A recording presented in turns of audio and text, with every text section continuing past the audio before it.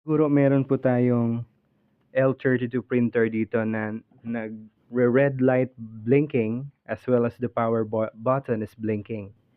So ang gagawin po natin is to remove the scanner of the printer. And by removing that, we have to remove the screw in front of our printer po.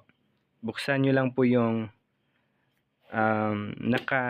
nakatakip po dito sa bandang harapan ng printer, and then try to check po dahil may dalawang screw po dito na kailangan nating i-remove. Okay? So after you have successfully removed the scanner, then you can go ahead and check if what are the reasons why nagbi-blink po yung printer natin. The most common reason is paper jam. But here in this printer po, ang problema is not a paper jam, but nawala po yung extension spring na makikita po dito sa likod ng printer. Ito po yung extension spring. Nag-order na po tayo online via Shopee po. Kasi po, upon checking, ito po yung nawawala sa printer natin. That is why nagbi-blink po siya. And una, ay every time mag-pick up po ng paper ay hindi po successfully mapapasok dahil wala pong extension spring na mag-guide po sa printer lever natin. Yung printer lever natin ay nandito po banda. Yung kulay black na yan. Okay. So, yan po yung mag-guide po every time na papasok yung printer natin using this spring. So, kung wala po yung spring na ito, hindi po successfully mag-print yung printer natin. At error po siya kagaya ng red light blinking.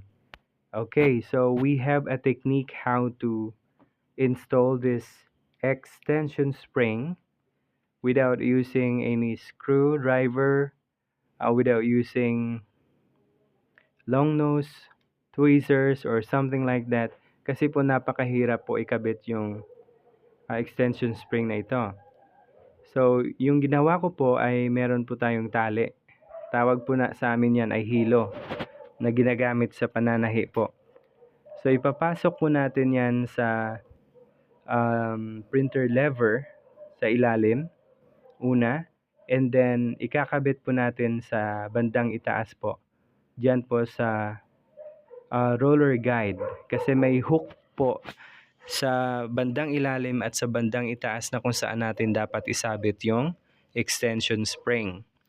Ito po yung reason bakit po nagbi-blink po yung printer natin. I'm not saying na ito lang po yung isang rason. There are lots of reason why nagbi-blink po yung printer natin. Maybe merong paper jam and baka need na i-reset yung printer.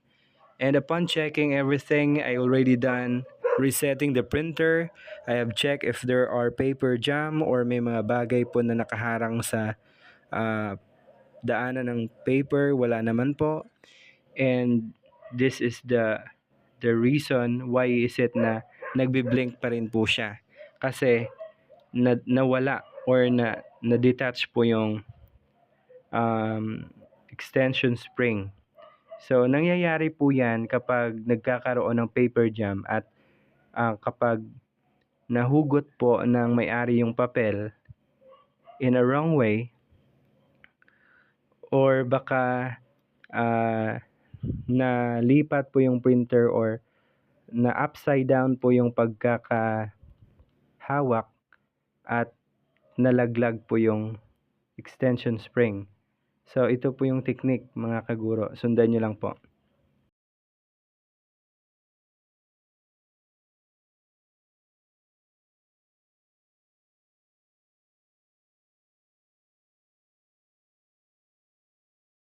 Alright mga kaguro, naikabit na po natin yung extension spring. So, itatry na po natin siyang i-turn on kung nawala na po yung red na blink po. So, itatry na po nating mag-photocopy or mag-print kung makaka-pick up na po siya ng paper. Okay, so try po nating mag-photocopy to test print po kung makaka-pick up na po ba ng paper ang printer natin.